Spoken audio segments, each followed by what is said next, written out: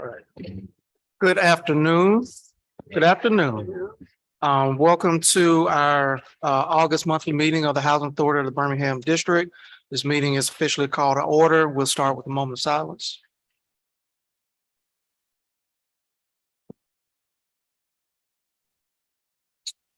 Amen. And now we will begin with a roll call of commissioners. Vice Chair Pantazis. Present.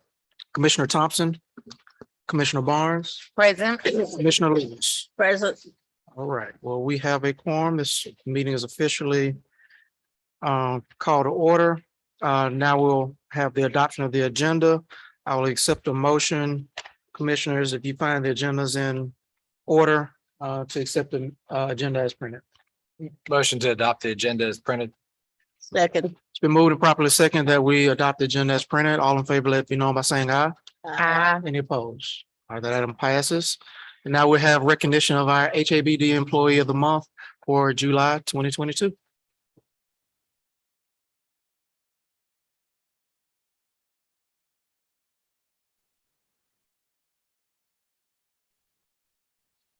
Good afternoon, everyone. Good afternoon. Sorry. So our July Employee of the Month is Armand Matthews. He is the interim vice president of community engagement. He has been with HABD for over 10 years. He consistently demonstrates dedication towards achieving goals with short deadlines. He is always open to lending a helping hand to his fellow team members and residents. He spends countless hours getting partnership for the agency. He assisted in finalizing the Youth Build Grant. He provided HABD partners with support letters with a 1-week turnaround time, which is very impressive. He is recognized for his significant contribution to HABD mission and goal. So we would like to present to you our July Employee of the Month, Mr. Armand Matthews. Mr.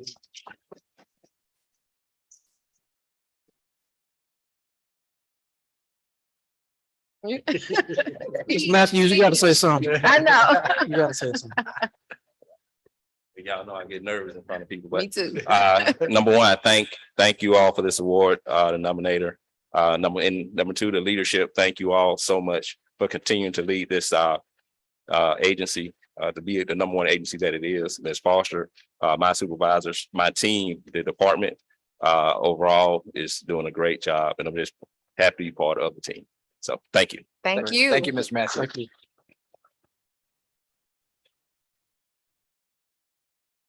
Right, and now we will entertain a motion for approval of our July regular meeting minutes. Commissioners, if you had an opportunity to read the minutes, are there any edits to the minutes?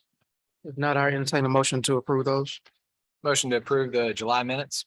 Second. It's been moved and properly second that we approve the July monthly minutes. All in favor, let me know by saying aye. Aye. Any opposed? All right, that item passes. Old business. Good afternoon. Good Afternoon. I do have a few items under old business that came from concerns of our residents from Maria Todd Homes from last month. We had a concern from Ms. McKinney. Her concern was related to non-residents and they're coming on her porch throughout the day and night, arguing and brandishing firearms. So, and she particularly wanted to, she requests a particular officer to review her area. So we shared with her that we cannot designate a specific officer, but we did have Officer Jones. He followed with her address. And because of the concern that Ms. McKinney had, we were able to make several arrests in that area and also continue to monitor that site and make necessary enforcements as needed. So we appreciate her coming forward with that information. And Ms. Ward, she had a concern as it relates to a transfer due to the violence in the community. Ms. Ward was actually during that time was selected under the Section 8 waiting list. So she's been in contact and she's currently now doing paperwork to receive her voucher. And again, Mr. Knighton, the resident president at Todd Homes, he shared with us there was concerns that he received from other residents as relates to rent increases and missing money orders. So we did reach out to the residents as it relates to that concern. And We did not, no one reported, or we had no responses from the residents, but we still encourage them to come to the office if they had any concerns related to their rent increases. So when we could have discussion with them, identify what those concerns are and address those.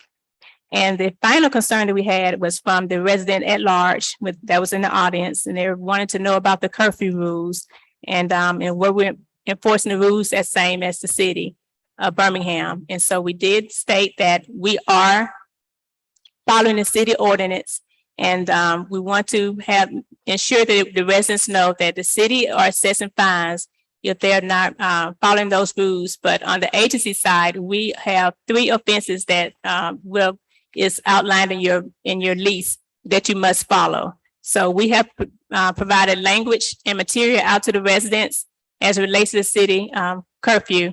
And we have residents here today. Can you acknowledge that you have received information from HABD as regards to the city curfew?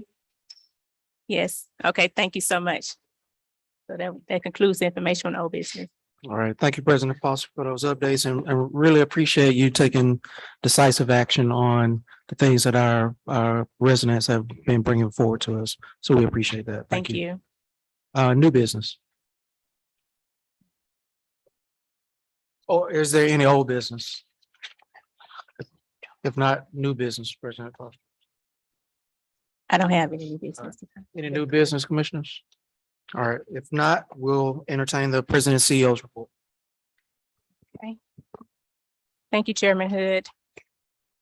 As I present my president CEO report, I do want to state that there are some changes I made to the report prior to being presented to the board that may not be presented on the screen today. HAB received acknowledgement from HUD, our national headquarters, to extend the designation of the Campus of Hope. This is our Envision Center by HUD Regional 4, and this extension it began in November 2019. The extension was to October 31st, 2022. And the Campus of Hope partners with Lawson State and Chef Sherrod, and they perform culinary classes for our residents. They have donated to the agency several items for the kitchen area in the Campus of Hope. And that includes commercial oven, dishwashers, electric stoves, microwave, whatever belongs in the kitchen, they donate to us. They're brand new items. So we're very grateful for those items. And there was so many items that was donated that we can use some of those items in other community centers. So we're very grateful for that. And we want to thank Chef Sherrod, Clayton Sherrod, for those donations. HABD procured a consultant and advisor to support the agency growth, strategic and financial planning, federal and external stakeholder engagement, and the restructure of our Magic City Housing Development. So the kickoff with developer started this week, and we're very excited about what's coming ahead at HABD. So you will have information forthcoming. We have started this month resident meetings, so you'll be seeing our faces very soon outside of the board meeting to have those discussions. The agency has been working through the planning period of the Department of Labor Youth Bill grants. Ms. Jacqueline French, she is the overseer of this grant, and the team has met with partners and has currently posted positions to operate the program. We have 4-month planning periods for this grant. So now we're in the process of starting September to start that recruitment phase for our participants. So we're very excited about that coming forward. HAB is applying for the 2022 Choice Neighborhood Implementation Grant, and this is for the Smithfield Court community. HAB is meeting with the city of Birmingham representatives and our developers to schedule visits to the Smithfield neighborhood and discuss community engagement for September. The NOFO, which is the application for the grant, has not been posted yet, but we're starting our preliminary stages so we can be prepared. HAB is continuously undergoing the demolition of Southtown Court.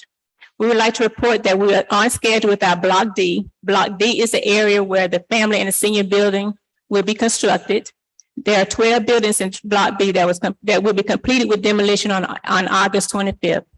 So these buildings are located along the 9th Avenue through 9th Court and along 23rd Street through 24th Street in case you want to ride by and see the empty lots.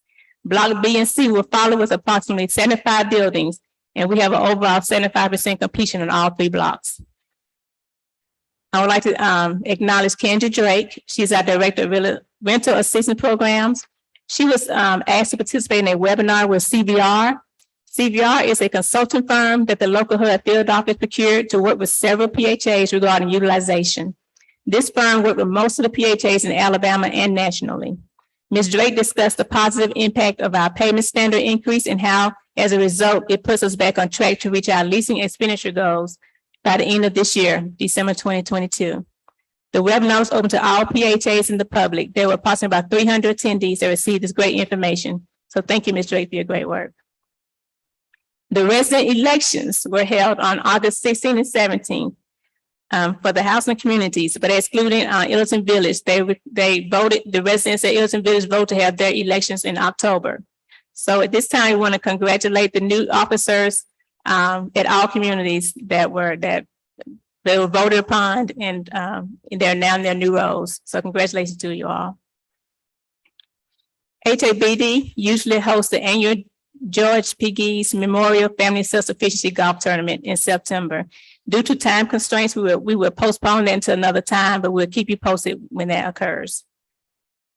And Commissioner Lewis, she attended a narrow class last week and received a certification in ethics for commissioners. So congratulations, Commissioner Lewis, on your certification. Thank you. And the final item on my report is the Office of Constituent Concerns. We received 77 concerns this month. 42 concerns were for Section 8 and 13 were for property operations. A completion rate of 99% was resolved. 99% was resolved. We had one outstanding related to Tuxedo Terrace, but as of today, that has been resolved thanks to the staff. So the staff is working for the residents to continue to work with the HAB is working to continue to address the concerns and issues that the residents have. So at this time, we want to do is share a video. And what this video would do is provide the purpose of our Office of Constituent Concerns and how it works. And so we want to encourage our residents, if you have any concerns, first go to your property management office. That's your first stop. But if there's times you feel like you need to go a little further, we have this Office of Constituent Concerns you can share those issues with. Do you have a question or concern? The Housing Authority of the Birmingham District has established the Office of Constituent Concerns. The purpose of the OCC is twofold. One, to listen to the concerns of our clients, who are the residents we serve, and the community. And two, to resolve outstanding issues, especially those involving fair housing.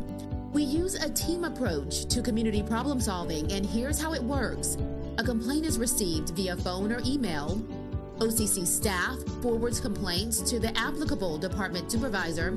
The department supervisor follows up on the complaint within 48 hours, and the president CEO receives the notification of complaint resolution. For questions and concerns, please contact us.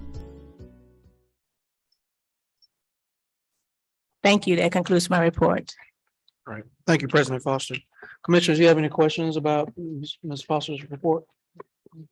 All right. Great. All right. President Foster will entertain the financial services report. Ms. Celine Kashama, please.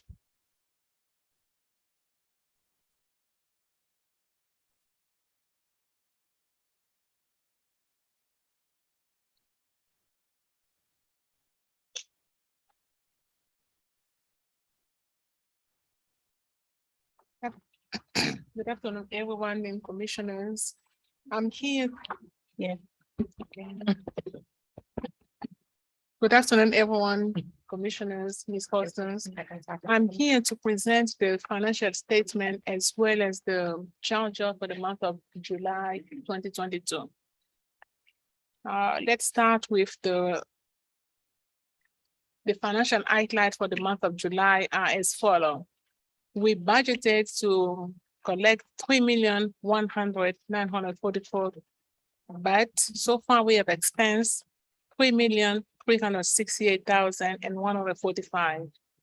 But since we are still in July, I need to let you all know that all of these July numbers are going to change once we finish closing fiscal year 22, because some numbers in July are really for June and some number are really for August. So since we are going through the year-end closing, all of these numbers are going to change once we finish closing 22. For the expense side, we budgeted to spend 3,150,000 $2,575,000.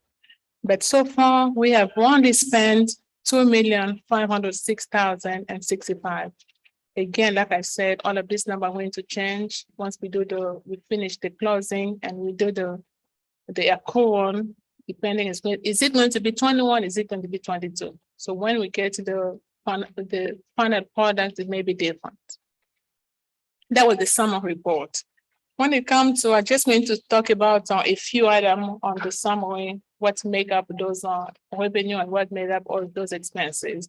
I'm going to concentrate really on the expenses part. When it comes to the admin expenses, we had budgeted for July to spend $713,000. So far, we have spent only $353,000, which is kind of the same that we spent in July and June.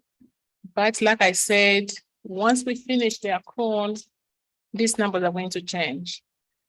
On the tenant services, we had budgeted to spend only $148,333.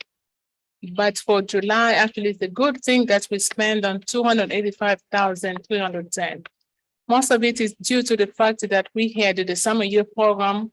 We had like 100 youths of our clients who participated in the summer youth program, which actually they enjoyed it. So even though it's showing over budget, it's for a good cause. So we are good with that.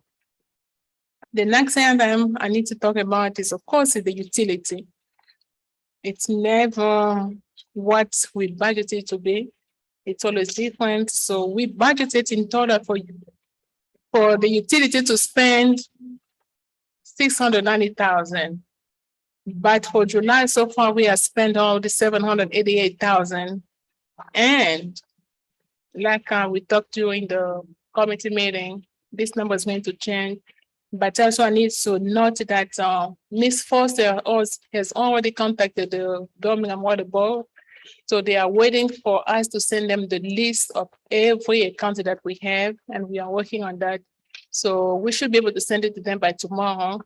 And then we'll see if they can help us with the utility, because it's fluctuating too much during every month is different. So if they can help us with that, that'd be a good thing for everybody. And if I may add, Ms. Kashama, one of the things that they indicated is because Ms. Kashama shared with us that we're currently receiving estimated bills. And so they stated that, if we following that estimated bill, if we don't receive an adjustment within 30 days, that means that is the actual amount. So and also the fact that we're receiving bills late.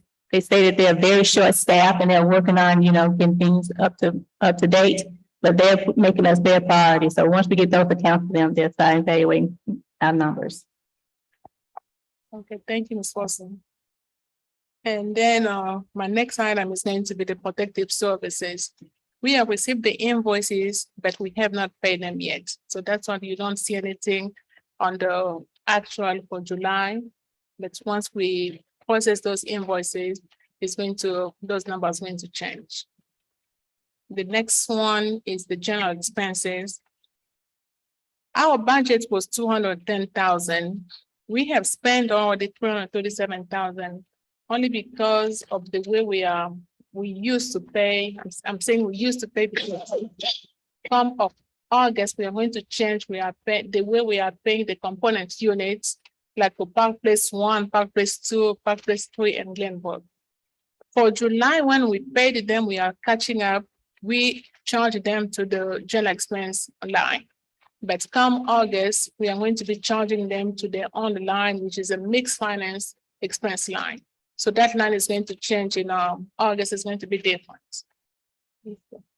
And then the last one is the collection loss for the tenants, which I'm going to talk about actually when I do the charge off for July. We had budgeted $54,000, but for the month of July, and not a good thing, even though it's over budget, it's not a good thing, because we are actually now going after the people who have abandoned the units. We are charging it off. So that line is going to be, it's never going to be constant. It's going to be changing as we are finding out who has moved out, who has abandoned the unit. We are going to be charging them off. For going to be changing. So that concludes my financial outline for the month of July 22. Any question, commissioners? Okay, thank you, commissioners.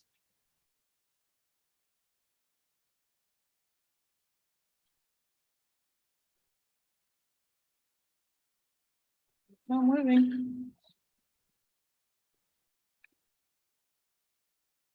Okay. Thank you. For the charger for the month of July 22, in summary, we are going to ask for the board to approve us to charge off from 86,273. It makes up for mostly it's rent for 75,457. Like I said previously, we are aggressively going after the people who abandon the units, we are charging it off. That's going to help us in the long run because it's going to make our receivable is going to go down. So that's a good thing. That's going to make our numbers when HAD actually score us. The higher your receivable, the less score you have. But if your receivable, especially the tenant receivable is low, you're going to get a higher rate. So the 86,000 that we are asking for the board to approve for us to charge for the month of July, 75,000 of it is rent. The maintenance charge is $10,026. Retro rent is $2,140. If you're offset to the security deposit for $1,350, we are requesting the board approve us to charge of $86,273 for the month of July 22. What is a maintenance charge off? What are we charging? I'm not understanding. Like when somebody moved out, they may have left the apartment dirty. We have to come and charge, clean up the stove and clean up the refrigerator, stuff like that. So we charge them for the maintenance after they So have it's abandoned the expense, unit. really? Yes. Okay.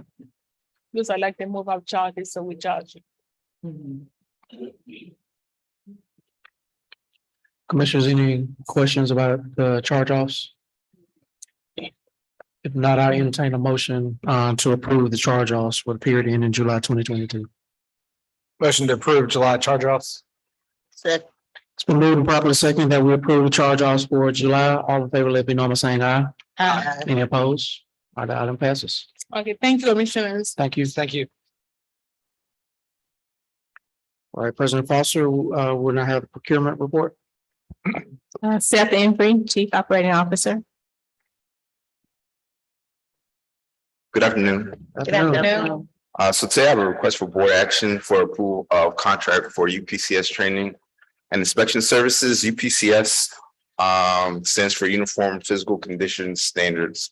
So that's the standard by which HUD inspects all public housing and multifamily properties. And so we have a requirement. HUD requires PHAs to inspect every public housing unit annually.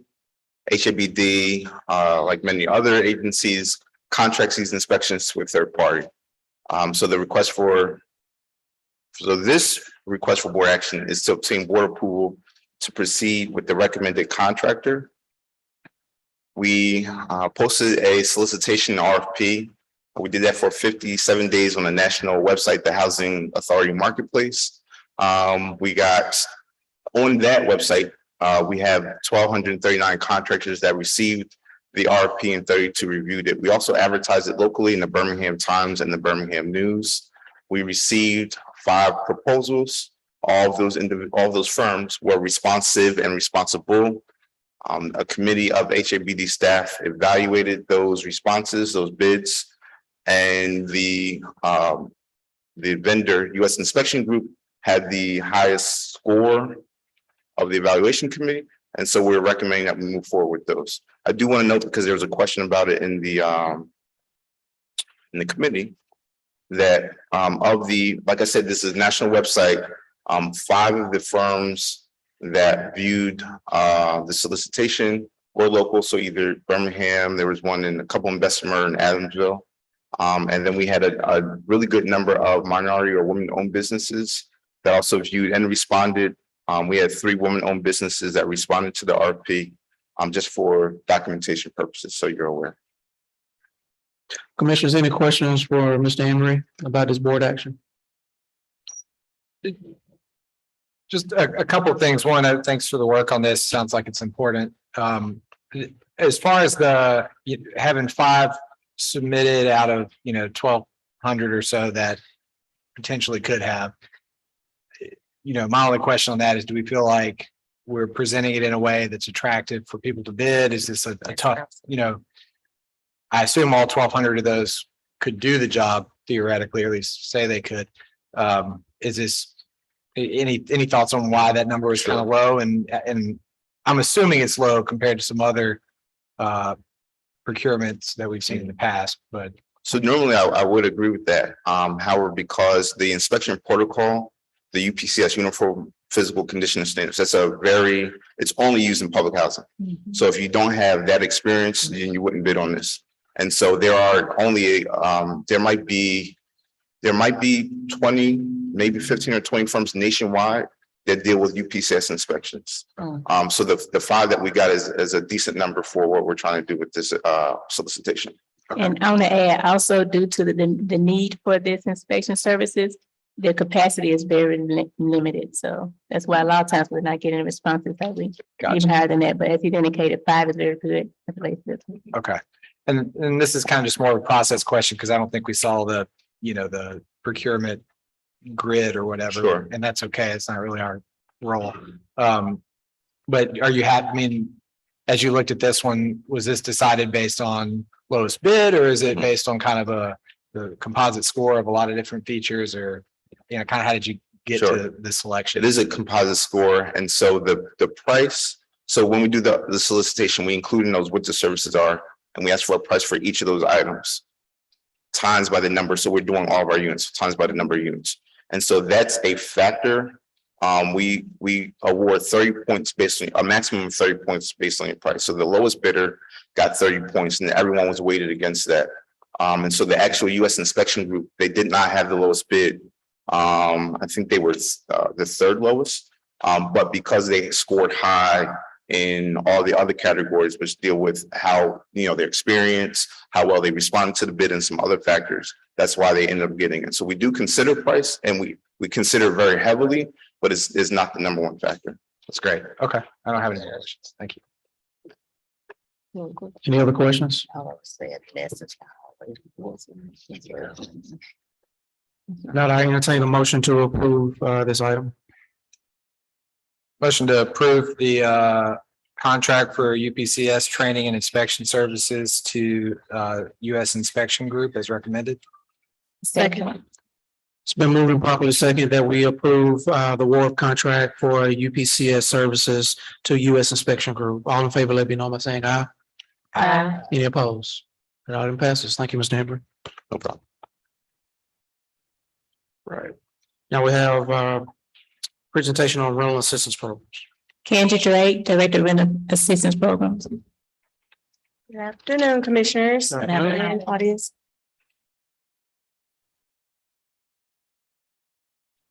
So today I have one request for board approval, which is to revise the Housing Choice Voucher Administrative Plan.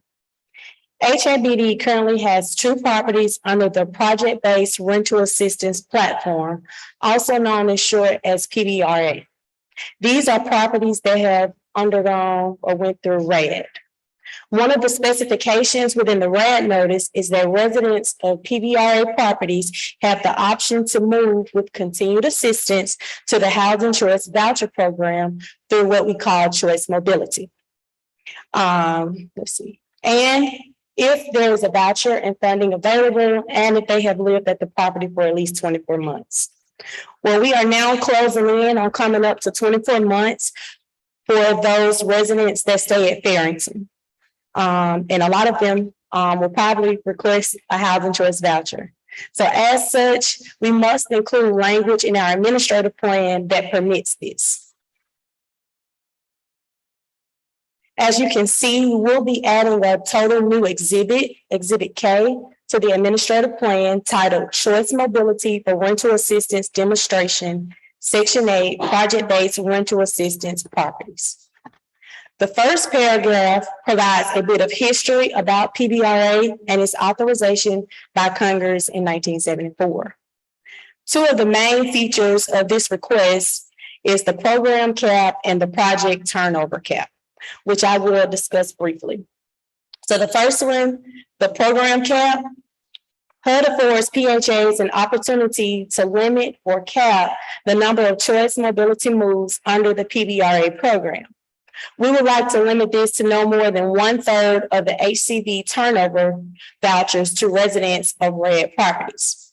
Once we've reached that amount for the year, others requesting the voucher will be placed on a waiting list. And no, this will not affect our standard regular tenant-based housing choice voucher waiting list. The purpose for the cap is to control and to ensure that that property's occupancy isn't affected negatively by the transfer request, and also to be able to properly manage the HCV program size. I have an example for you. So for example, in 2022, at the end of this year, if we lose, let's say approximately 200 families on the program from attrition, that means in 2023, we will house no more than 66 residents from choice and mobility at our PBRA sites to the HCV program. Just an example. The second part that I discussed that is very important is the project turnover cap. This provides HABD an opportunity to negotiate with the owner of the property how many within any given year is reasonable to allow to exercise choice mobility, but never less than 15%. So any request above the project cap will be placed on that waiting list for the next available voucher. So an example of this, which I think is important. This is an example. I don't have the exact number of units at Farrington, but for my example, I'm going to use 104 units. So Farrington Apartments has 104 units at its property. If we were to lose through attrition 250 families, so from what I just discussed, that means we will allow 1/3 of those 250 families to be eligible for choice mobility. So that's 82. Okay. If there is no cap, and if 82 families want to transfer to HCV program, then that will leave their property with only 22 units occupied. So that's a 22% occupancy rate. So that's the reason why the project and program cap is necessary. And that is also the reason why HUD afforded that option and that opportunity for housing authorities to do that. So that pretty much is my board request. Right. Any questions, commissioners, for Ms. Drake? I did, you said Farrington, but I also saw Freedom Manor on here. Is it? Freedom Manor is a PBRA, but I just use Farrington in that example. Okay, but it is in the language for both. So this will be impacting Farrington and Freedom Manor. Any family that would like to request a choice mobility voucher that's a part of the PBRA. Okay, They And have Commissioner options. Thompson, those are the two communities that are PBRA. okay, got it. Yes, ma'am. Project-based rental assistance. Right, okay. Yes, ma'am. And Farrington was important because the timeline to do this for Farrington. It's coming up Yeah. to their 24 months from when the agency executed that HAP contract for PBRA. And so we want to make sure we do this timely. So when that time does come, it doesn't like hold up their option or their opportunity to move to the housing choice voucher program. Any other questions, commissioners? Not, I entertain a motion to approve this item. Motion to approve the changes presented. It's been moved and properly second that we approve the changes to the Section 8 administrative plan. All in favor, let it be known by saying aye. Aye. Any opposed? That item carries. Thank you, commissioners. Thank you, Ms. Thank Ray. you. And now we'll have real estate development report. Christy Hilliard, project manager.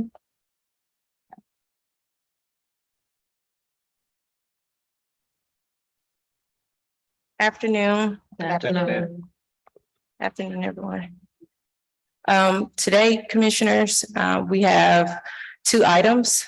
They kind of coincide with one another, but can be separated if need be. First item. So And Ms. Hilliard, before you begin, would you kindly introduce the real estate no problem. attorney? Yes, ma'am. No problem. And provide information in case the commissioners have questions. No problem. Today we have Rod Evans representing for our real estate council. He's in the audience to provide any clarifications on the agreement that we're about to speak about. So the first item, and I don't know if Cindy joined or not, Ms. Foster, but I'm gonna go ahead and proceed. She had an eye. Okay. The first item is approval of construction agreement with Gorman and Company. Gorman General Contractors there are our developer partners who were selected as a part of our April 2021 developer solicitation that went out. As a response to their proposal, they were selected for Marks Village. Marks Village is one of our sites that still have some lead-based paint associated with this site. Gorman partners are prepared to take on a lead-based grant, which is $1 million grant. HABD was awarded this grant back in 2017. Residents had to relocate to minimize the impact of the lead-based paint. And so what Gorman would do is enter into an agreement with HABD to fulfill that obligation of their grant. They have the capacity and the experience. What's important with this board action is the requirements to fulfill the obligation of the funds. It's associated with the deadline of September 6th. As we presented that in the committee meeting, we feel confident with Gorman because of their proposal, which coincides to the additional board action item, which would be a master development agreement. Most of what they're presenting right now is pre-development work that is required for environmental clearance. And so they have the capacity to take on most of that work. And that's pretty much that first board action item. So we're asking if HABD can enter into this agreement for the construction agreement for this lead-based paint remediation at Marks Village. I have one question. Okay. You mentioned September the 6th. That's the date we have to commit to using the grant, or the work had to be completed? The use of the grant funds to be obligated. So we get, the grant was awarded in 2017. We get 2 years to obligate the funds to say how we're going to use it and have a contract in place to use the funds. And then after that, we get 2 years for the construction period to expend the funds. So the September is just to obligate the funds to say that we got a contract in place to do the services.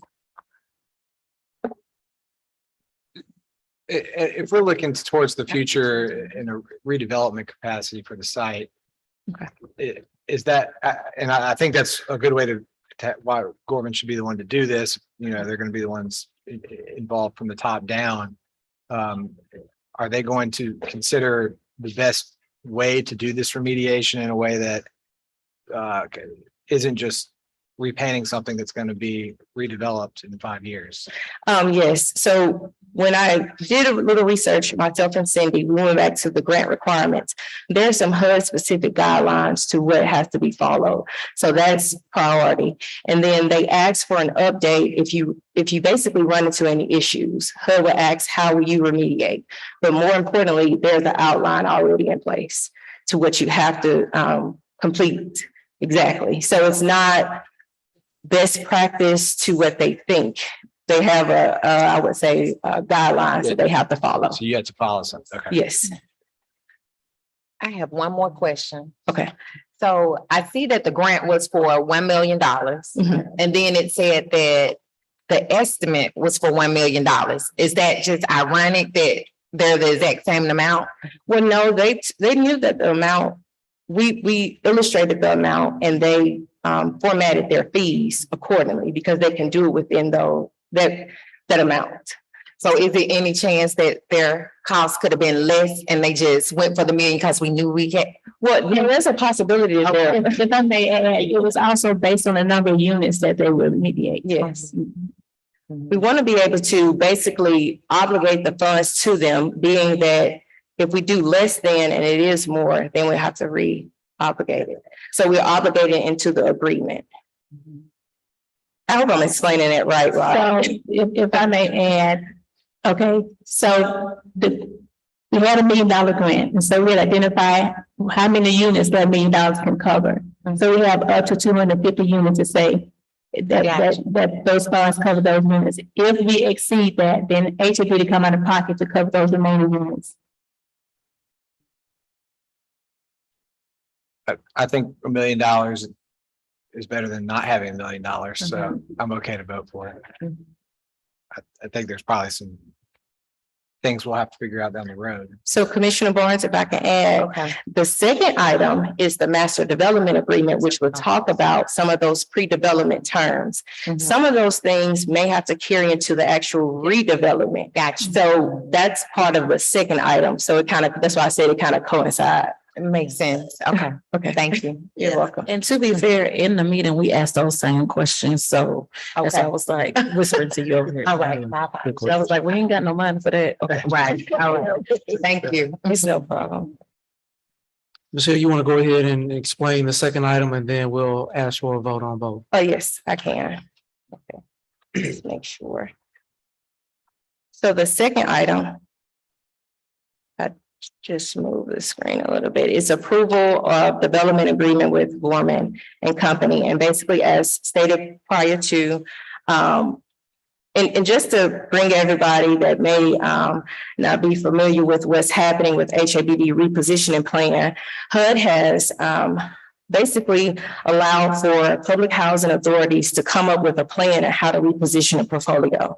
There's a terrible backlog of housing needs, maintenance needs across the nation. And so HABD has worked with different consultants to come up with what's the best plan to take care of our backlog. And what HUD has afforded us the opportunity is to go into possible private capital. And that's what we're kind of talking about a little bit today. How can we proceed with either redeveloping sites, gutting and rehabbing some of the sites? Because based on our grant funds that we received from HUD, it would take years and years to get that done. And so our opportunity today to enter into a master development agreement is with a partner who has experience with other housing authorities. And so I just like to kind of put that little nugget. It helps me to remember what I'm working on. I mean, that's just the plain Jane simple. But I think it's important to keep that as the focus. Marks Village is one of our sites that we said was a part of the Big Six. We've already relocated some residents. We know there are environmental issues. Gorman had the opportunity to present to us their plan.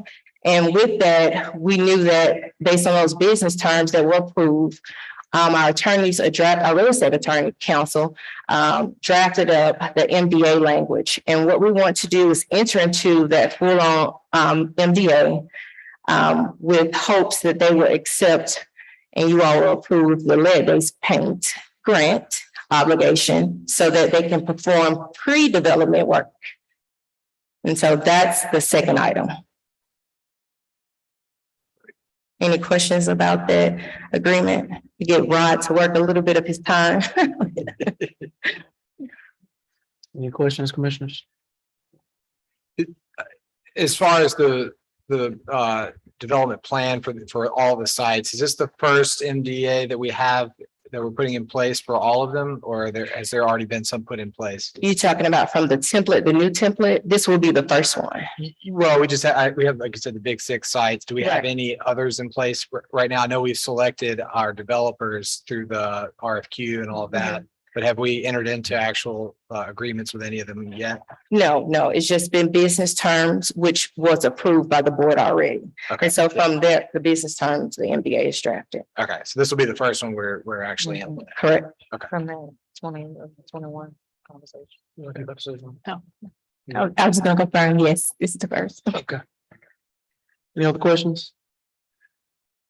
If not, I'll entertain a motion on the first agenda item, which would be to approve a contract with Gorman General Contractors for lead-based paint remediation in Marks Village in an amount not to exceed $1 million.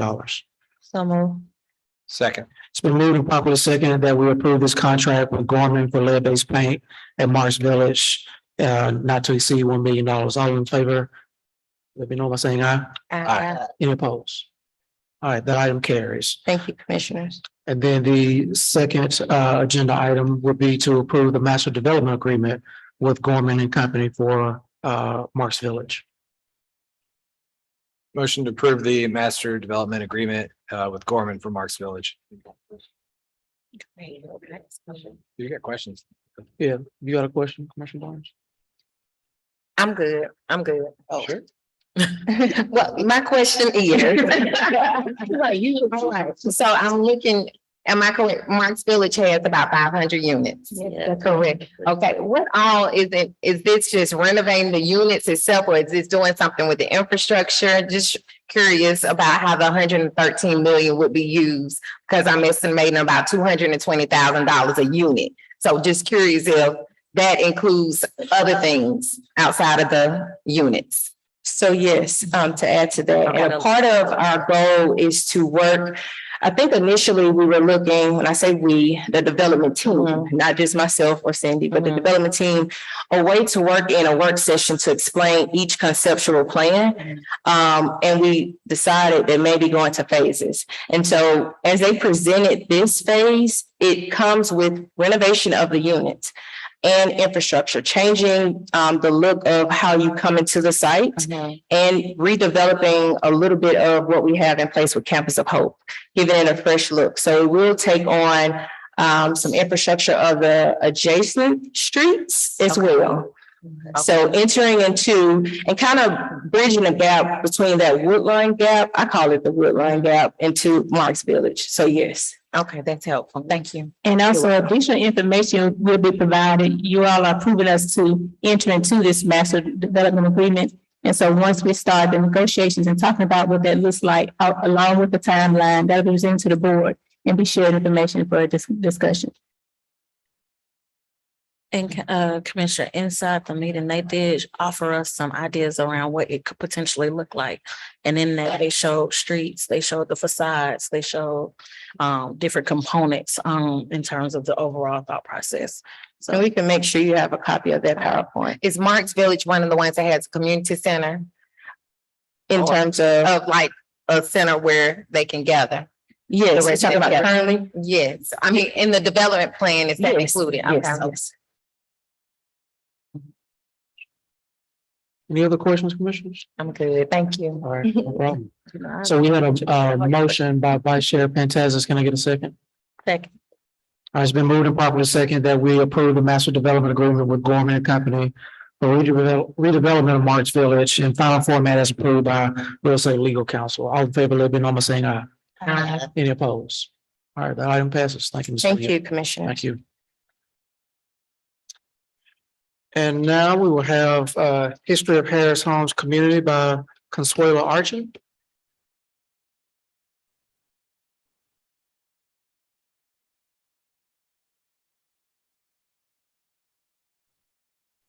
Good afternoon, everyone. Good afternoon. Good afternoon. First, I would like to introduce myself and my staff. My name is Consuelo Archie, and I'm property manager here at Harris Home and Tom Brown. And then I have my new assistant, a property manager, Ms. Rouser, would you please stand? And then I have my client support clerk, Ms. Jabria Kidd. And my maintenance staff was outside with my contractors and monitoring the parking, directing people in, so they're not in. So my lead maintenance tech is Mr. Stanley Miller. And then I have my other maintenance tech was just Regil Malik, but we call him Malik, so I was about to mess that name up. And then my community down here at the gym, Mr. James retired on us Monday. So now I have an acting coordinator, which is Ms. Johnson. All righty, and then I have a full-time Vista worker that's working here, which her name, and she's a resident here at Harris Home, is Ms. Brittany Moore. Hello. Okay. Harris Home is a site of circular design located in the eastern area of Birmingham. We are part of the Oak Ridge Park community. It consists of 188 units that was built in 1968. They completed modernization here in 2003. We also sit on 48 acres. The site is bordered by active railroad tracks, which is on the south side and the north side of the community. The property have maintained a stable occupancy rate of 98% and above. It's peacefully locations contribute to the stability of the site occupancy. We're within walking distance of major shopping malls, downtown Woodlawn, grocery stores, and other businesses. The youth attend Oliver Elementary, Putnam Middle, and Woodlawn High School. Public transportation is available continuously through the circle. In 1969, a local DJ, Tall Paul, gave us the nickname High Chaparral. But over the years, they have shortened the name to just the Ship. We still have a few residents that has lived here for over 50 years, which is Ms. Clarice Morgan and Ms. Barbara Merchant. The average annual income for families is $13,871, with the monthly rent being an average of $132. The average family size here is 2 per unit. We are 99% African American, with 38% of them being on disability and 58% of them working families. We have an active resident council, which is led by Ms. Barbara Merchant, which is the president, where they provide services and outreach to the community. She partnered with the Church of Highlands over the summer, where they painted the tunnel for the kids they use to walk back and forth to school here at Oliver Elementary. The community center provides a variety of activities for the family. Currently, we have Miss Lanita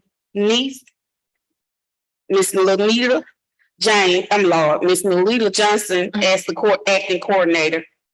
And we work with our sister site, the Campus of Hope, for families to have resources for self-efficiencies with move to work, schooling, and home ownership. The city of Birmingham would like for our community to come out on Tuesday, September 20th, here at the community center from 12 to 3. They would like our input and our questions in regards to them helping for a grant for the railroad crossing. At a further date, they will provide us with flyers. That's in my presentation. Thank you. And now we have a presentation by Ms. Barbara Merchant, resident president of Harris Homes. She be dressed every time. Our board of commissions, to our Harris Home residents, to CBA board president, I believe I saw her coming in. I'm gonna try to keep it 3 minutes. 50 years ago, I moved in this community, and I moved from Central City. You all are too young to remember Central City, but I stayed on 3rd floor. And I had my little boys, and that was kind of dangerous. So they transferred me over here in Harris Home. I live 2 doors from the community center. From the gym, it was nothing here then, with nothing but Steve minutes and basketball courts. And so 21 years ago, I went to HUD in Washington. We weren't coming here then. And I asked for renovation for Harris Home. And it came about. That's how we got this nice gym, the community center. Yeah. Back, if anybody remember, I know one person remember, And that was Miss Terry Brown. Raise your hand, Miss Terry. She remember when they had the outdoor basketball goals. The kids would stay out here all night long. So I thought I saw the need that we needed renovation. They all my other presidents, they probably some of them are most dead now. So they said that this was already nice, but I wasn't even nice. I wanted to see how y'all in this nice air conditioning. So We appreciate it. and through our resident council, I saw the need to run 25 years ago. And I've been winning ever since. Cause ain't nobody run against me. Okay. And I love this community. And regardless of what they need, I'm there. Sometimes I come home, there's bags of clothes on my porch. And my porch is the clothes closet. And I will wash those clothes and I take them to the school or whoever may need them. And the town was painted and clean by the church house and some of our residents. I put a sign up. I paid for it through the resident council. Please help keep our town clean. Because you all know, I wish y'all would see it when y'all walk through. If y'all walk through. Our kids have to go through the town to school. We have to go through the town when we blocked in by the train. So I care about this community. I care about the schools. Some 15 years ago, we was at City Hall. They asked me, invited me to City Hall, and they wanted to present me.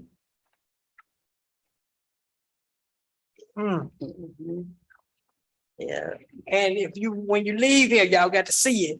It's two signs. Come on, on my street in honor of me. They didn't do it when I died. They did it before I died. Amen. So, you know the old saying, Harris home means the world to me. All right. All right. That's really good. Thank you, Ms. Merchant. We really appreciate that. And now we have community engagement presentation. Community engagement team. Darrell Hall, Jamelia Arrington, and Tim Wormley.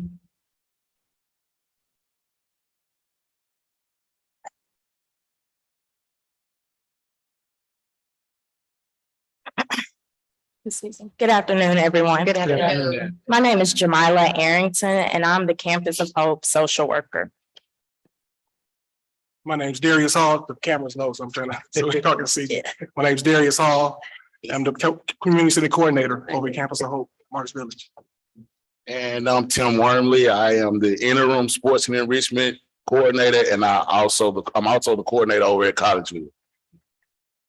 Okay, and today we will be presenting to you all our department community engagement. HABD's Community Engagement Department has specific goals to achieve with clients that are relevant, measurable, and attainable. Examples of these goals would be: one, to be able to create an accessible, professional, welcoming facility for our residents, as well as to serve our youth in the after-school program, which serves as a safe haven for them. We provide them with homework help and an after-school snack program. One of our initiatives that are ongoing that I would like to discuss is the Resident Triage Initiative. The main goal of our Community Engagement Department is to be able to move our residents from dependency to self-sufficiency. And the triage allows for us to address issues for residents through a structured approach that is geared specifically towards each resident. So how the resident triage works: when a resident comes in, they will complete an assessment form composed of multiple questions that will allow for us to see specific goals that they have for themselves.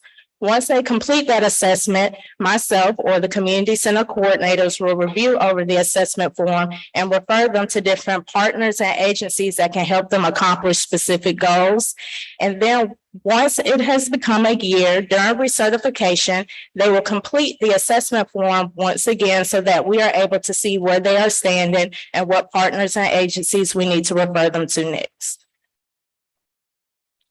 Okay, community engagement has partnerships that provide the following services for our residents. One being education through AIDT, GED, AIDT, Lawson State for GED, Mary Nathan Academy and Birmingham City Schools, and health services, whether mental or physical, for UAB, TC Counseling, No More Martyrs, and Alethea House. Two of our newest partnerships we have are with DHR as well as the AmeriCorps Vista program. With DHR, we partnered with their A Reset program to help SNAP recipients reach job requirements through education and job training. This program allows for our residents to receive up to $50 twice a month for working on any goals, whether it's educational or employment. Sorry. Also, this year, we had 167 residents to participate in the program, and 25 either completed a program and or gained employment. Okay, the next partnership is with the AmeriCorps program. Last year, we won the AmeriCorps grant, which allowed for us to bring in 12 full-time AmeriCorps Vista members. And for those of you who do not know, AmeriCorps is a national service program designed to alleviate poverty. Members range from ages 18 years of age and older. They do activities such as capacity building through nonprofit organizations and public agencies. And they also receive benefits, which include a living allowance, childcare, end-of-service benefits, whether it's an end-of-service stipend or educational award, professional development, and a reduction of education costs. We were also able to bring in our summer Vista Associate program. The program lasted from 8 to 10 weeks, and it offered job training and development to residents and non-residents. And the work included assistance with our maintenance department, FSS and laws, Section 8, and the community centers. We had 64 available positions, and 48 of those positions were filled.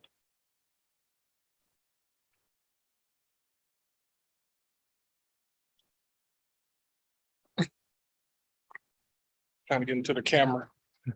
I'm here to talk about the summer program and the summer youth employment program. This summer, after 2 years, we were our first time in person. We hired 100 peer counselors for 180 youths to participate in summer camp over a 5-week span. During the education component during the summer program, we did arts and crafts at public libraries, also did a scavenger hunt at the Botanical Gardens, and we did a tour at the Bluebell in Sylacauga, and that was pretty neat. They had a good time doing that as well. And some of the sports activity that we did this summer, competition Fridays, we would take the kids to the City Walk, and different centers would play against each other. For instance, Collegeville would against Harris Homes, or Marks Village and things like that. We played kickball and dodgeball. Also Redemptive Cycles. They came and taught our kids over at Smithfield, taught our kids how to ride bikes, bicycle maintenance, and bicycle safety. And they also donated 100 bikes to our kids as well. So without sports and enrichment, we're fairly new, but sports and enrichment is here to provide a foundation for our resident student athletes to build upon through age-appropriate sports programs, education before play objectives, alternatives to violence and discipline. Some of the things we offer are basketball, flag football, dodgeball, CPR and first aid certifications, life skills, and more. So some of our goals and outcomes, for instance, for our sports training, we plan to help more of our youth make their school sports teams. With our sports camps, we want to introduce our youth to competition as well as skill development. With our community leagues, we want to provide a platform for youth to showcase their development skills.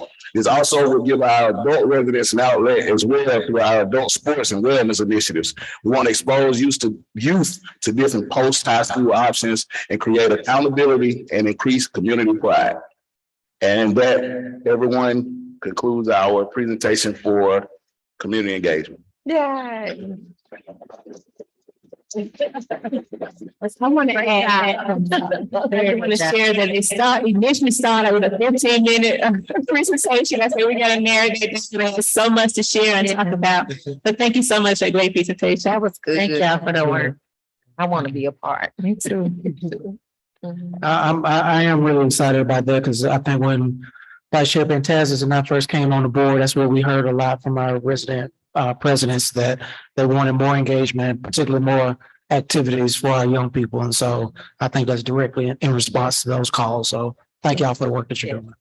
I want to say I really enjoyed the presentation too, and it sounded really fun, especially for the kids, and I really appreciated even the life skills part and talking about hygiene and other things too. So I think that's important. Thanks.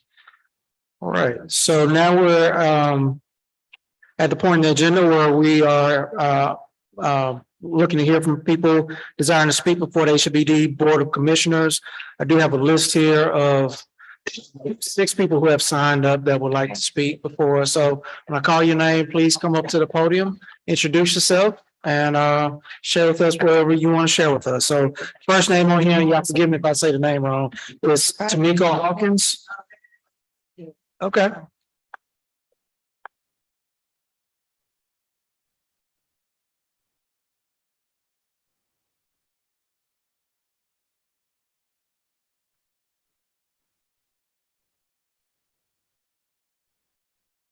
Yes, my name is Samika Hawkins. I come from Southtown.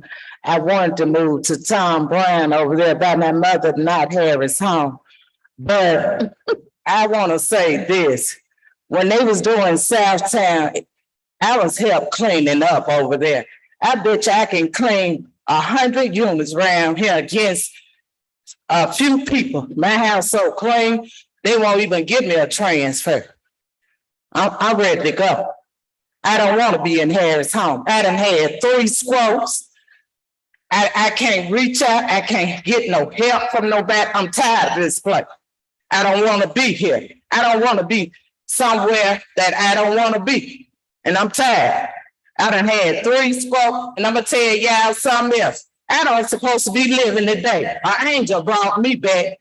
It was a cover-up about me in Gate City and in Collegeville. It was a cover-up. I don't supposed to have no children. I don't supposed to have no grandchildren or nothing. I'm supposed to be dead. But I want to get to Tom Brown over there about my mom. That's all I got to say. Yeah, thank you.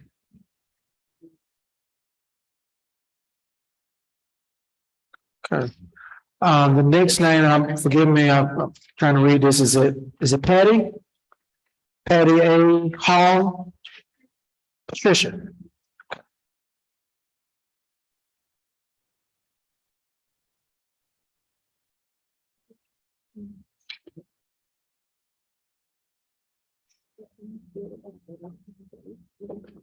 I kind of scribble when I write my name.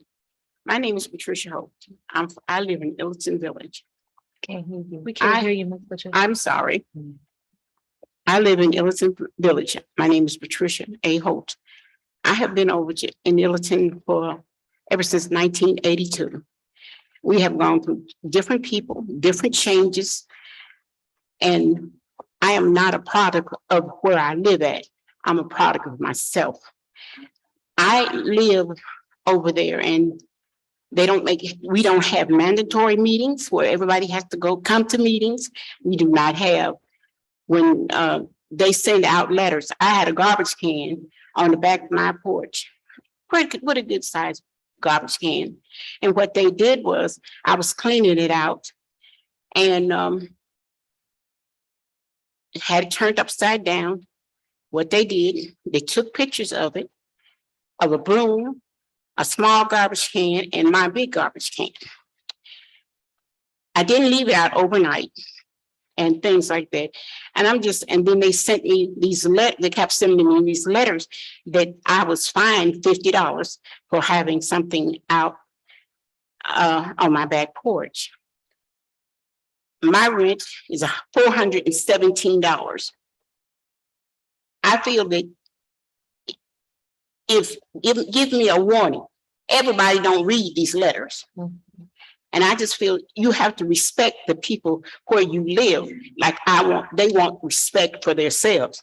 And I just feel that, number one, when you cannot even take your garbage can out, wash it out, because you know we can't use the hose. We don't have hoses and everything else. So we have to carry water back and forth to do these things. I just feel that it's unfair. And then they send you multiple letters, multiple things that you have not paid your rent. And I feel like this. There's three things that my parents taught me to do. You pay your rent, you pay your light and gas, you will always have something and somewhere to live. And I just feel that it's so wrong. It's the harassment. We have pit bulls over there. We have other kind of dogs over there. And I feel like this, they say they have cameras. I don't believe it. Because I feel like this, number one, anybody who's doing wrong out there, then they shouldn't keep on being able to do wrong. When they told me about the garbage can, nobody gets out and walk anymore. But the prior people that came, including Miss Consuela, because she was over in Everton, they would get out there and they would introduce themselves to people and everything. But they don't do that. But what I'm tired of is the constant letters stating that I have not paid my rent. And I mean, sometimes I get 4 and things like that. I'm not going to. Okay. Yes, ma'am. This is my president right here. This is. Yes, ma'am. Thank you, Ms. Holt. We've definitely taken note of your concerns. Thank you. Thank you.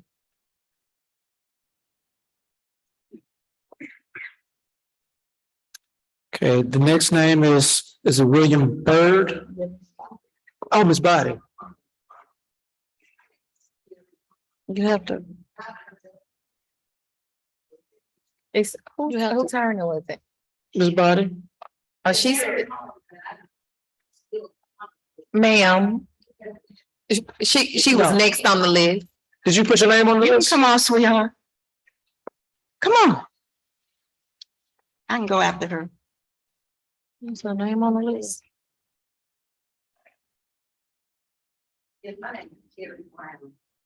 And well, I've been a resident of Harris Home for 52 years. The Harris Home that I know is wonderful. The managers that we have now, they're wonderful. And like if you go back into the archives, years ago, I think it was 19, maybe not, maybe about 90. My kids and I, they asked us to do a film in the park. So we did that. The managers that we have is outstanding.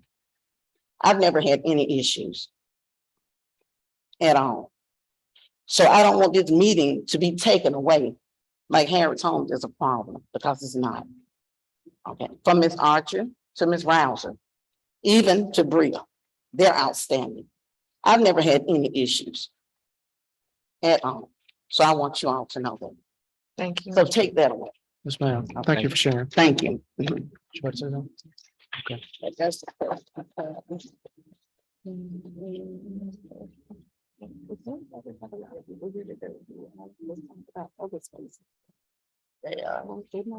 I like to say good.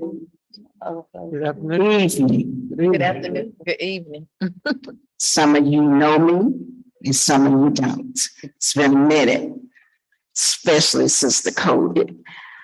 I am William Body, the president of Illerton Village, for those that don't know me. And I just have 2 things I want to say. Ask the question, where are we when it comes to Illerton? It seems as if we're stuck. I know that in the 5-year plan, I know that there are funding available to do some things in Illerton.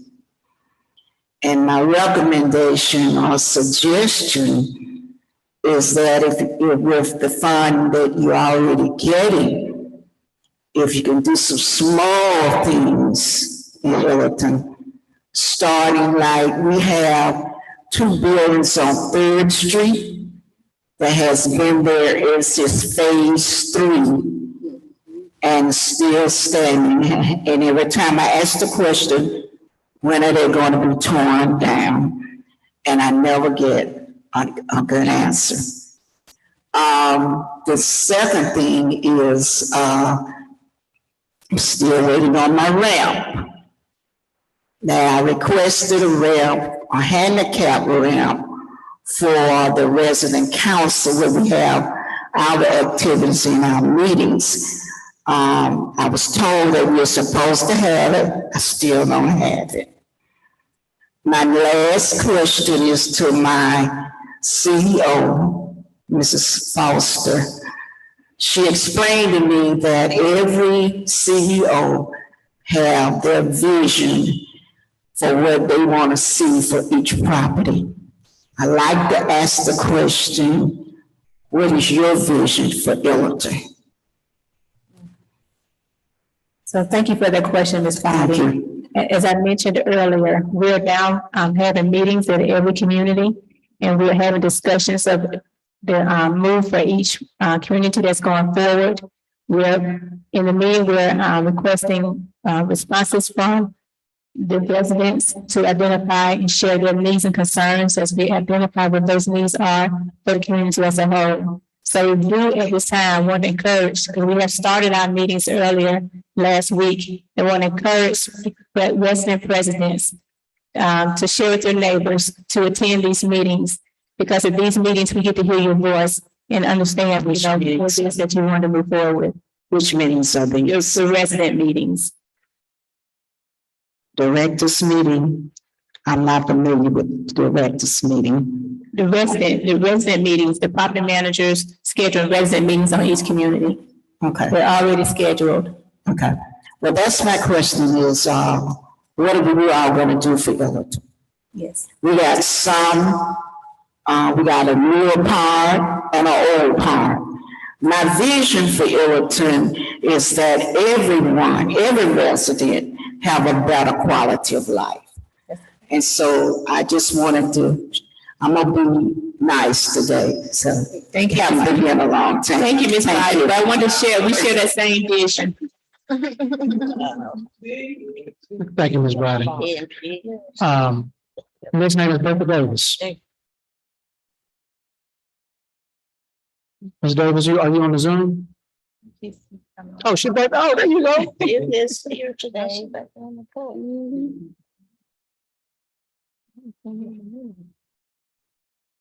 Well, she's kind of full today. I'm not used to you sitting in the back. I know. I look at Commissioner Piper. Yeah.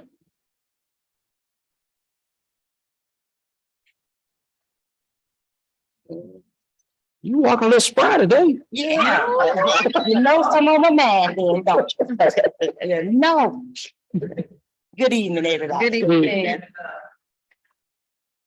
I am disappointed and upset, and you know why. Well, maybe you don't, I'm gonna tell you. The election was off. We have never had an election like this in 30 years. It was awful. I didn't have a box in Benjamin Green, because it's Benjamin Green / Roosevelt, we two communities, but we put together. You can't walk from Benjamin Green to Roosevelt. So it was supposed to be in a box there for the residents in Benjamin Green who didn't get the vote. It was stuff put in the way, on the way, that was just not right for us. It made us feel like we wasn't worthy to run for president. It's like we was telling people they could not come and vote. I mean, I just never had anything like this before. Ms. Lewis knows she been just as long as me. Exactly. Ms. Merchant? Yeah, they know that. Ms. Bob? We all went through this. Yeah. And it's hurtful to put us in a situation like that against residents They wanted the residents to run against us because they didn't want us to stay where we are. I'm gonna tell the truth. Yeah. I mentioned hurt. It is what it is. And people came and told us. My thing is because you have a problem with your rent, you know the circumstance of the situation of that person, why she didn't pay her rent that month. She might have to go buy medicine. You never know. But you need to sit down and talk to her. You get what you put out. If you put out kindness, you get it back. But that's not what's being put out to communities. We need to change this and get back to caring about the resident as a whole. We feel like we're under apartheid in a cage. You let us out to drink water, you let us out to eat. That's not right. We are human beings first. And we love our children just like you love yours. And we should be treated much better than what we are as human beings. They say things and they tell you they don't see it. Yes, they do. Because they call us and tell us. Respect go a long, long way. If you're kind to people, you'll get that back. And we need to change some things. We know when we love.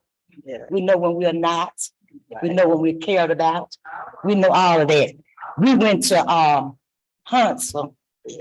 We got invited down there from the Huntsville Housing Authority. They were so in love with their resident council. We do our best when we go. When we represent the Housing Authority, we represent. We know how to talk. We know how to dress. We know how to act. You don't get nothing but praise when we come back. So wherever we go to represent, do we do that well? And because we love where we are and we love our residents. And we're supposed to be a team working together. Why all this going on? I don't understand. What is it so bad about the CPAB that we got to go through all of this? We were left down there, and Mr. Norton hadn't been there, we'd have been at the hotel. Right. Because we had to ride the shuttle with him to the place where the program was going on. Really? Yeah. But that still don't deter us. We still come back and stand strong and proud for our residents. We are for the residents, and I thought y'all was too. So we need to sit down and talk and get some things straight so that we all can be on the same page. I know you don't know a lot of stuff, but we do. And we don't like confusion. We want to keep moving and moving toward better things for us and for our children. Let's work together. Thank you. Thank you, Ms. Davis. Thank you.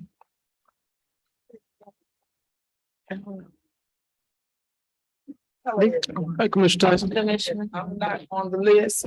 Can I speak? Yes, ma'am. Okay. I was invited to this meeting by the residents. And I know Ms. Foster, I know you get sick of me. I am calling her constantly about complaints. But I can tell you this, Ms. Foster calls me back. She addressed the problems. She do her best just to try to solve everything. After she solved it, she sent it back to me. See, and that talks volume to me. Now, a lot of people, was I raised in public housing? No.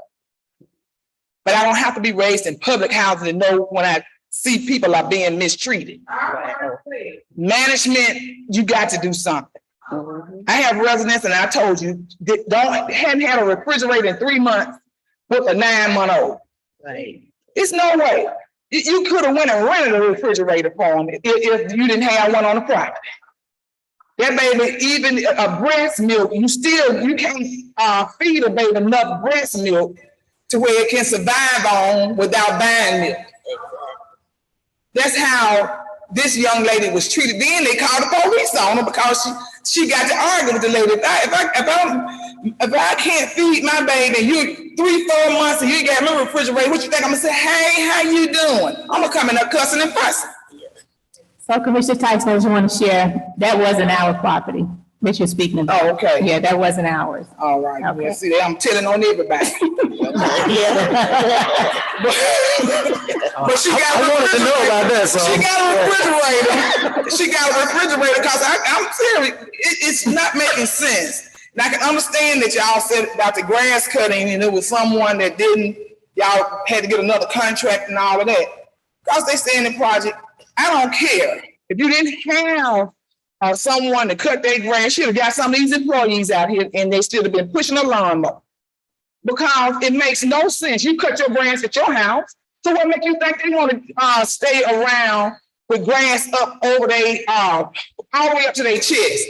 And then the city already filthy and nasty, so you already know rats gonna be running through everything because the grass high. And yes, we do litter in our neighborhood, but I know these residents don't, because I see them out there picking up paper. And we have too many bombs staying around in our community, especially over there in Titusville. And I have reported that, and I tried to stop it when I was on the council. But we've got to do something about that. And when these residents are paying $700 and $800 for rent, you got to try to put them in a home. It's no way that you got to stay in public housing paying. It should be illegal. Y'all should be fined for letting them stay there that long, paying that kind of money. That's totally ridiculous. I started a rental program trying to get people from rental homeowners. I didn't ask y'all for not one dime. I cleared them people credit and everything. I'm trying to do what I can do. And I have called Ms. Foster. I told you, when I get this money, I'm going to give y'all something. I'm willing to help. But mistreatment, not only with the senior citizens, these young ladies need a mentoring program. I have worked with CAB, brought in lunch, gave away gift cards, $200-$300 cards, everything. Trying to set up something, but they have problem with transportation. And we know that. So it's some kind of way we got to get, y'all got all those vans, let somebody work a half a day where they can transport these people to these programs. They are struggling with transportation. You know that Max Transit ain't about nothing. So it ain't like it's a secret. We got problems, but we can help where we can help at here. Let's do that. Let's improve the quality of life. I wish I could change the law and make it to where it's a certain age stay in the projects, in public housing. I don't even like that word projects, because they are not a project. They are human beings. And they deserve the best, just like anyone else. And I want us to stay focused on these residents. And when I tell you I'm here, I'm here. I'm over the county public housing. Their program is sure no way different than this one. They take care of their tenants because majority of them are white. Okay? So don't tell me it can't happen. Majority of theirs are white. So it ain't no way, they don't have like a home builders that came together and took that over to them. So maybe y'all can swap it on some things with them and figure out what they doing to where they can have, better things. Yet these residents can actually reap some of those benefits too. But I am here for you. I'm just not coming up here to fuss, but this has been on my heart, and it would be different if Miss Berkeley and all of them was the only one calling me. It's from all over Birmingham. And Miss Foster, I'm calling you. Every day, these 4 and 5 calls a day. And you need to address some drug issues out there in Tuxedo Heights. What's that? Tuxedo Ansley. It's some drug issues. Ain't no way y'all, if I could go out there and see them selling drugs, ain't no way y'all can't walk through there and see it. Kick them out. And I don't care if they say grandkids, out of the boyfriend, whoever it is, need to be kicked out on the street because they are over there selling drugs. And it's something need to be done. Thank you. Thank you, Commissioner Tyson, and thank you for your partnership. I'm going to address Tamika Hawkins next. And then after Tamika Hawkins, Ms. Reynolds, you on the list? You good? Okay. Ms. Tamika Hawkins? Oh, you already, okay. Yeah, she I'm sorry. Your name on here twice. Yes, please.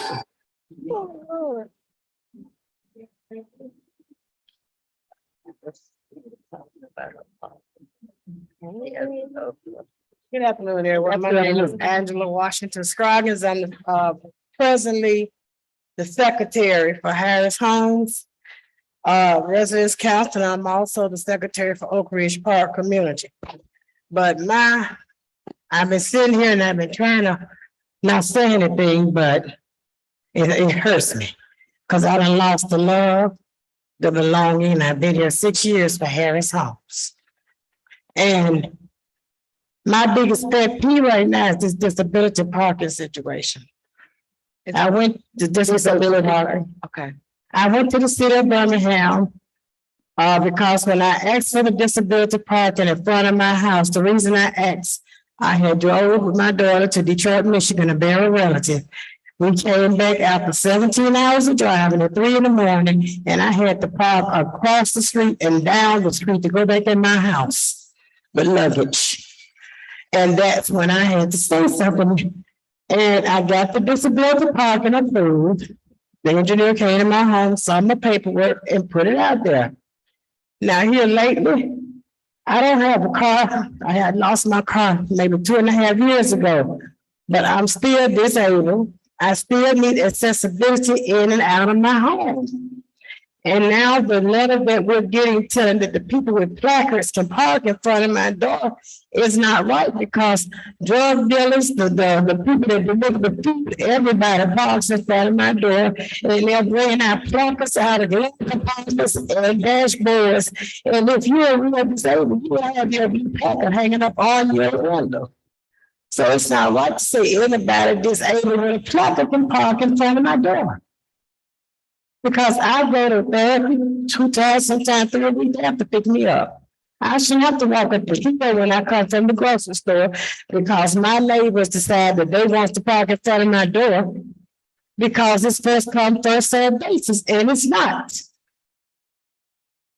I just ask for respect. And like I told Ms. Merchant, I don't feel like being an officer or anything else up here anymore. Because I done lost that love. They done lost the respect for me. So why should I try to protect people who don't? I done took my neighborhood watch sign down. I don't feel it no more. When they're running up to that house, that real office talking about that, I haven't asked nobody to move from the front of my house. I just sit there and bear them parking in front of my home. The one person I asked, they went and told the girl what I said, and she came in and argued me down. Anybody can park him. If he's not disabled, he got to go reach down in his glove compartment and find the placard.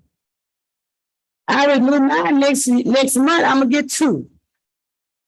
That's for me and a family member. You can give to your man or anybody, so that does not mean anything because there's a placard. Just respect the disabled. We don't have a 6 apartments up here for disability people, but we're still disabled around here. And it's only 4 of us now with the city of Birmingham. So now they're going to take that with those, the 225 feet things. Now they're taking that from us. What is it going to take just to be respected as a disabled person up here? And I just don't have that love for housing up here anymore for Harris Homes. I don't want to be an officer until I feel like I belong again. Thank you. Thank you.